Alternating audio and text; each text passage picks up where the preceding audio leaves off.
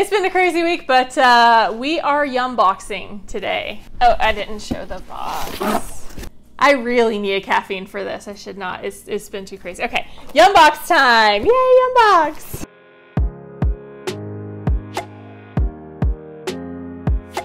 Mom's already losing it.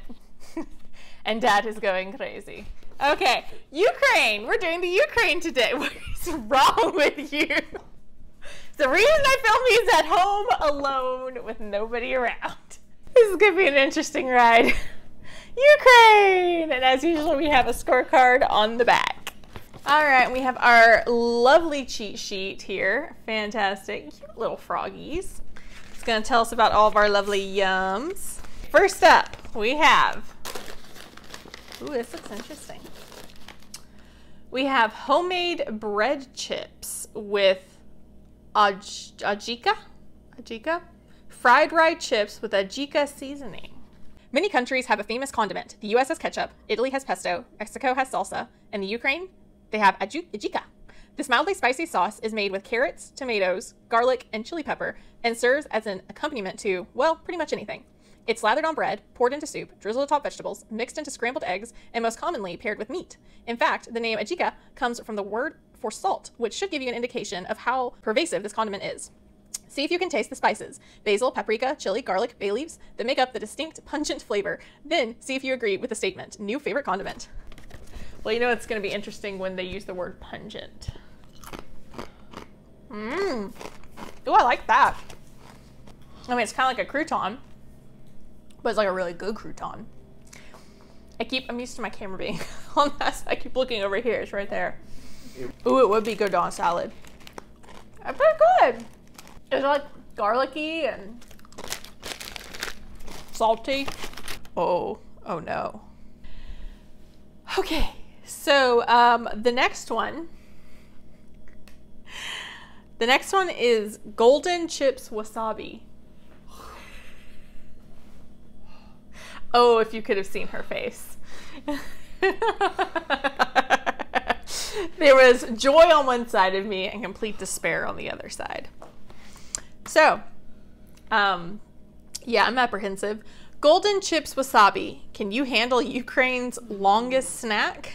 You may not think of Ukrainian cuisine as spice heavy, but we're here to challenge that perception. Ukrainians can seriously handle their spice. Exhibit A. One of the most popular alcoholic drinks, horika, literally burning water, is often infused with red hot chili peppers. Exhibit B. This yum. These long rectangular chips might appear delicate and thin, but don't be fooled. They're speckled with an incredibly strong, ridiculously hot wasabi flavor. One flaky bite and you'll be reaching for a glass of water. Just make sure it's not burning water. Why is this snack number 2? Why are they throwing this at us number 2? Why couldn't this be on the last page? Girl, I haven't even opened it yet.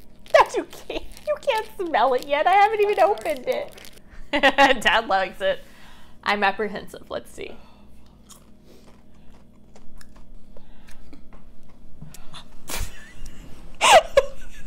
It got real spicy for a second, but now it's chill again. It started out for a second, it just tasted like flavor, and then a spice hit, and it was really spicy for a second. For a few seconds, like I wanted to like get it off my tongue, but then it chilled out, and it was okay. This is the sponge cake with condensed milk. It is a slice of condensed milk cream layer cake. That sounds really good, actually. Sometimes sweet things can come out of really dark times. This yum is proof. After World War II, Ukraine faced food shortages that forced folks to get creative in the kitchen, especially for dessert, which is where sweetened condensed milk, or sugushanka, came in handy. Locals used it to stick together bits of leftover baked goods, making simple no-bake cakes. Since then, sweetened condensed milk has become a staple of Ukrainian cuisine. That sounds pretty good. Ooh, it looks pretty too.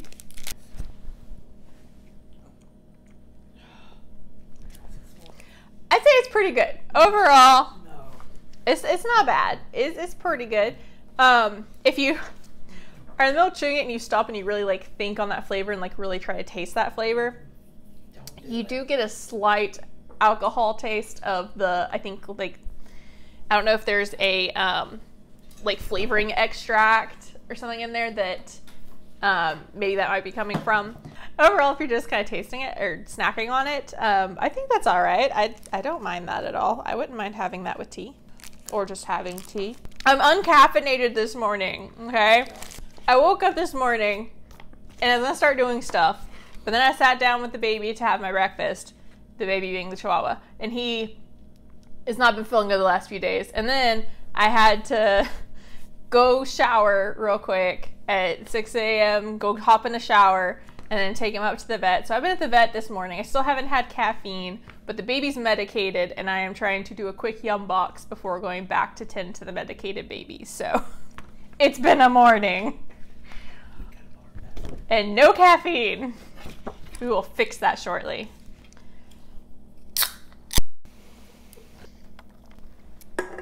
Okay, what were we doing? Ooh, this is pretty. Next we have crostata with blackcurrant. Berry-licious fruit in a crumbly cookie crust. In the scheme of fruits, blackcurrant is fairly new. Native to Scandinavia and Russia, it's been cultivated to perfection in Ukraine's fertile climate over the past 500 years. Not so in the US, where the cultivation of blackcurrants was banned starting in 1911 due to a fungus that naturally occurs in the plant and can wreak havoc on America's trees, and therefore the lumber industry. Fortunately, tangy and richly sweet blackcurrant crostatas are okay for importation. That's why we don't have a lot of blackcurrant stuff. That makes sense. That's really cute. It's just a little mini pie. I love that. I feel like I need like a mini knife to cut it with. It's so cute. Okay, let's see.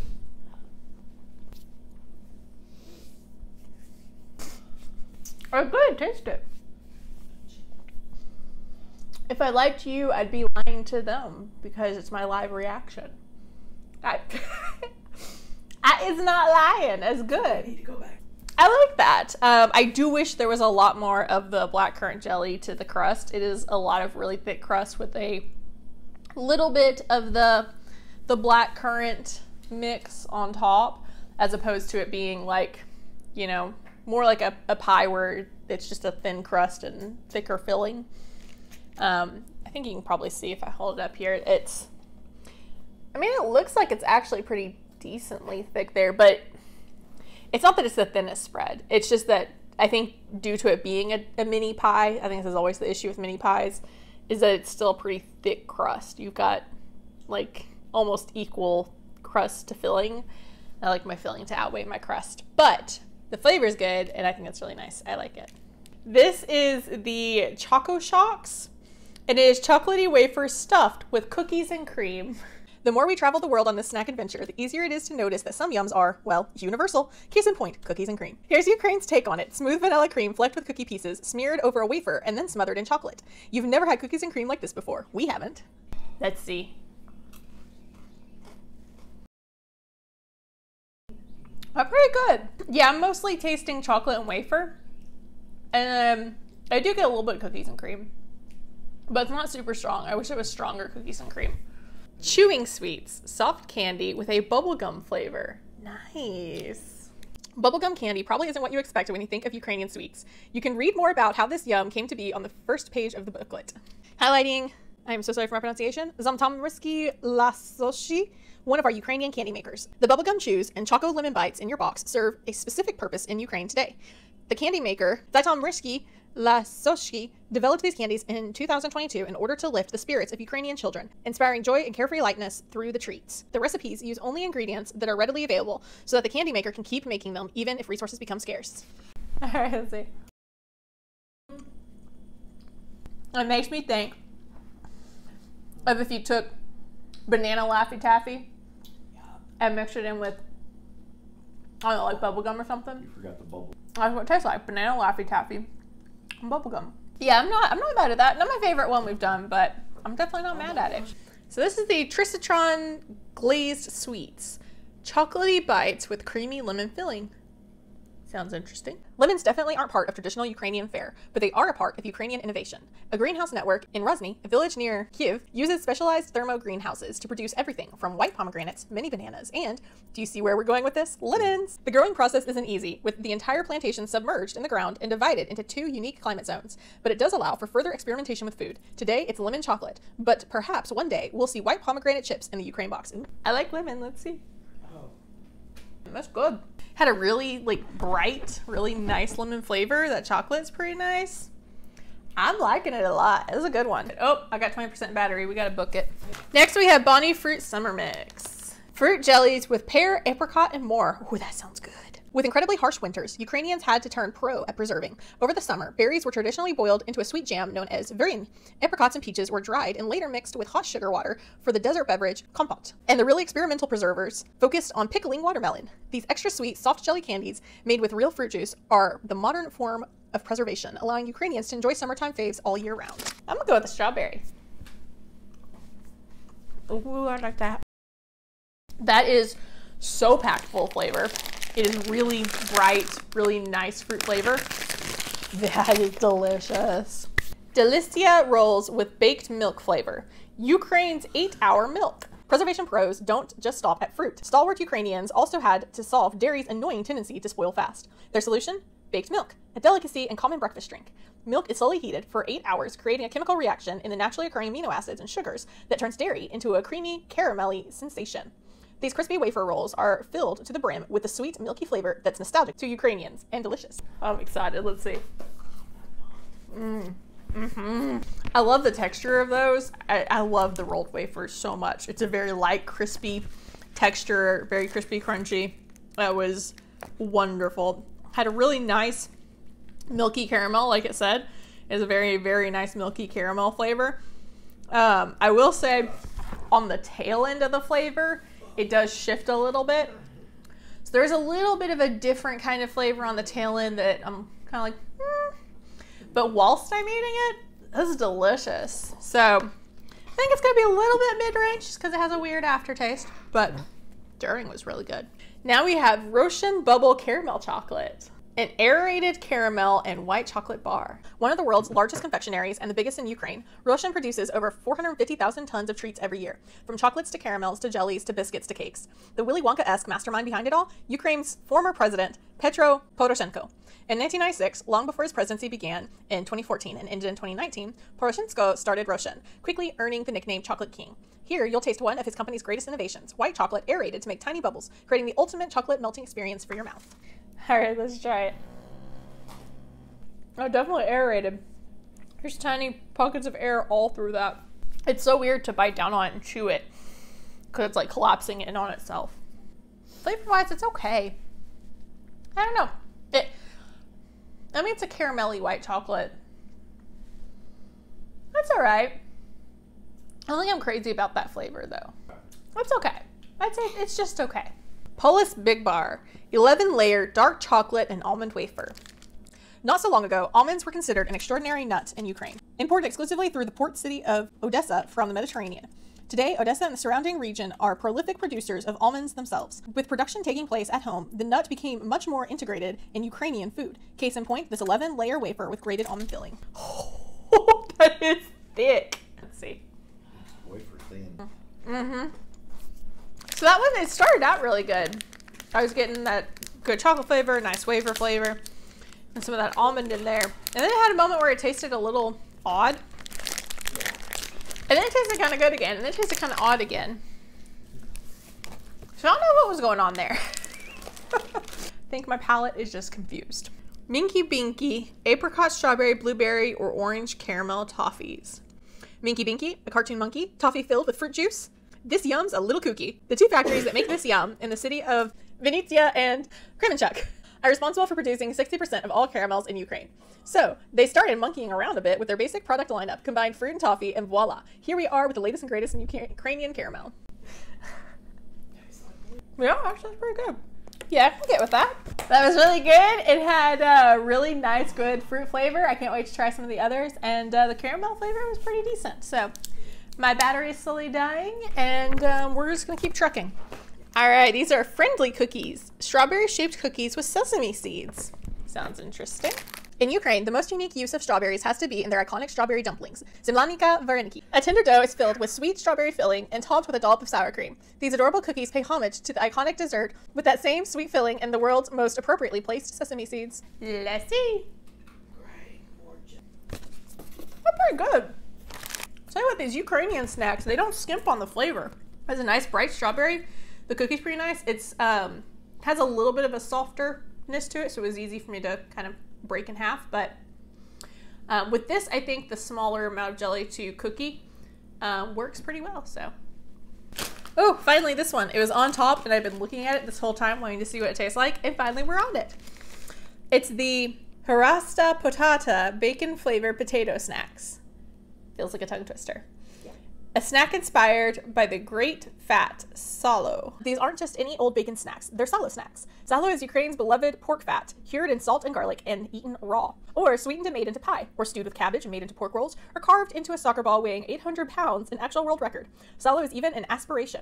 That feeling when no one can mess with you because you know you have a good life and can afford to buy Salo. Oh, they look kind of like pork rinds. I'm less excited now. You know, I've never actually had pork rinds, so I shouldn't judge. Okay, I'm judging a little. Dad's just gonna take the rest of the bag.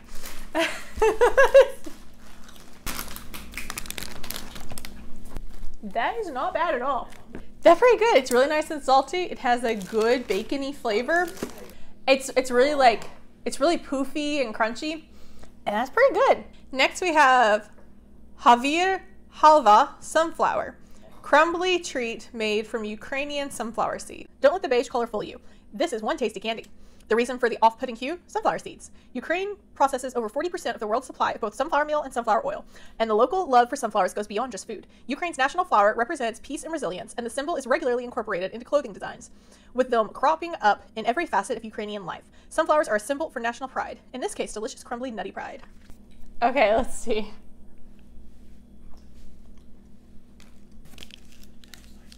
I mean, honestly, it tastes like ground up sunflower seeds with like a little bit of like sugar, but it's okay. Roshan milk chocolate bursting with caramelly creme brulee. Yum. This is Roshan's most iconic chocolate bar, enjoyed by Ukrainians for over 15 years. While the filling's flavor is inspired by the famous French dessert, the gooey caramel cream filling, otherwise known as Uzi mess, is its own sort of tradition. All right, let's see. Okay. Yeah, it's not bad. The chocolate's okay. It had that ooey gooey caramel in the middle, which was messy indeed. That is okay. I like that one. And then there is a red borscht soup mix, Ukraine's vibrant national dish, which I'm not going to make right now, but I will see if I can make this sometime this week and post a video trying that. So keep an eye out for that if things don't get more crazy. If they do, it will eventually come. Just maybe next week. When you make this iconic Ukrainian soup, make sure you have the whole family with you, because it isn't just a quick lunch, it's a symbol of unity. A staple for centuries, borscht is a symbol of strong familial ties. Just like how family members tend to rub off on each other as ingredients simmer together in this pot, they all slowly blend together and become one distinct flavor. And what is that flavor? A delightfully earthy, mildly sweet, and lightly garlicky soup that will put you right at home in Babusha's grandma's kitchen. Kvass Taras soda. An ancient malt beverage, still a national fave. This unique drink, made from fermented barley and rye, is as old as Ukraine itself. The earliest recorded mention of kvass was all the way back in 996 AD in a text called the Primary Chronicle, which describes the baptism of Vladimir the Great. Kvass was a big part of the celebratory feast. This non-alcoholic beverage is still drunk today, no special occasion required. The flavor is lightly sweet, bready, and faintly reminiscent of a very light beer. Let's take a swig and let's party like it's 996.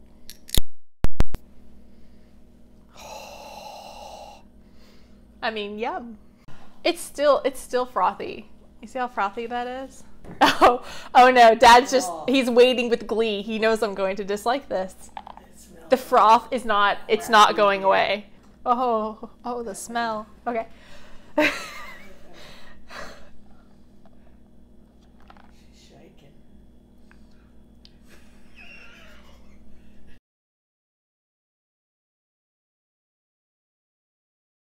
I don't like that.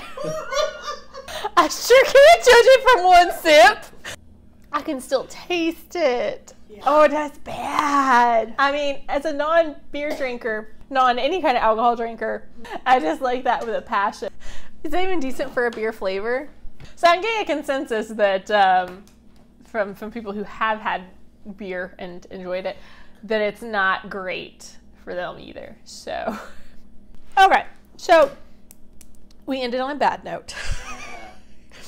But overall, most of the stuff in this box was pretty good. There were some that were just okay, but there were a lot of them that I really, really liked. So overall, I like the Ukraine box. I like the flavors we had, and I like that all the flavors, with maybe a couple exceptions, were very strong, flavorful in whatever that flavor was. So I do appreciate that. I like the variety we had in this one. All in all, it was a pretty fun box. So final drink withstanding, I quite enjoyed this one. This is Pistol. She gonna help me say bye. So Pistol and I hope that you have a wonderful day. Bye.